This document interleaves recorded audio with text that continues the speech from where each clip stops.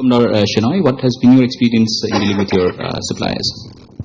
By and large, I would say we didn't have any major issues with the suppliers.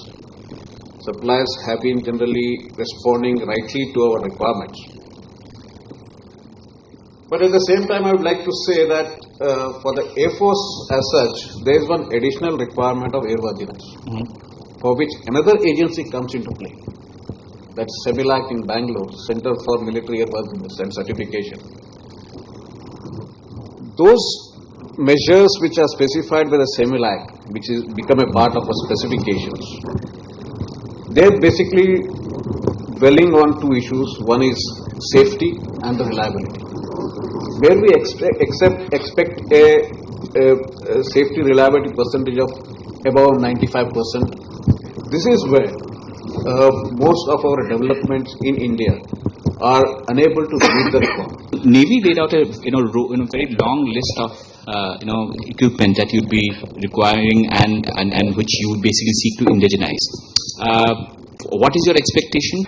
The main issue, rather our focus at this point of time, is the weapon and sensors, where we are only 30% indigenized.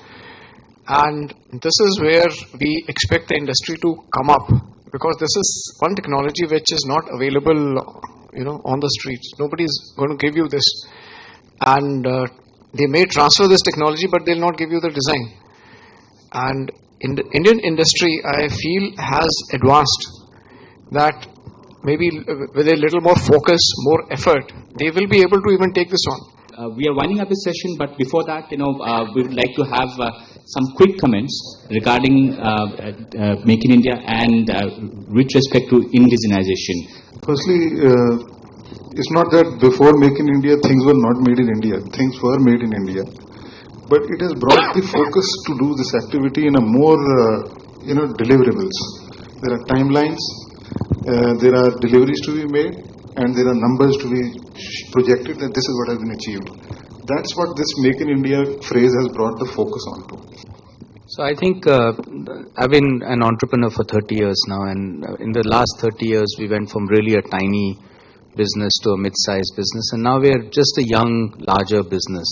And I think if you take and extrapolate our ambitions, we want to do much bigger things. We will do much bigger things in our time, in the next 5, 10, 15 years.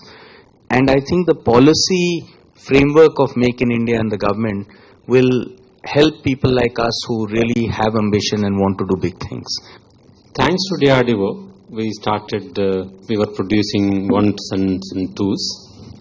Thanks to Offset, we are producing tens and hundreds. That has given a strength to the Indian industry to pull up and hoping for bigger platforms. So that way we are looking forward.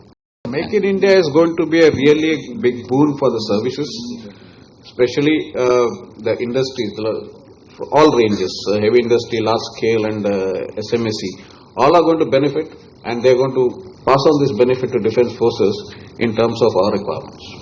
Till the time our own environment is not aware of what DOI is and what is our capability, as they keep becoming aware, the environment becomes aware, they will start definitely asking questions that why don't you get this indigenized? I think the industry has got the wherewithal to come up and help out the services and be a partner with them. And I think only a little bit more synergy and more push is required to reach the next target, that is the weapons. So I think we have a good future in Make in India. Right. With that, we end this session.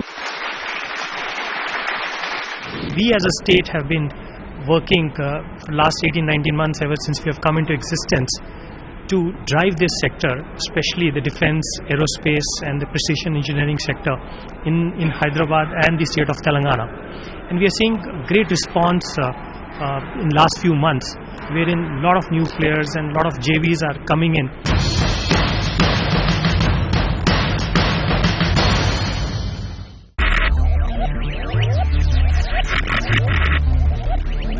Focus, ideate, innovate, enable.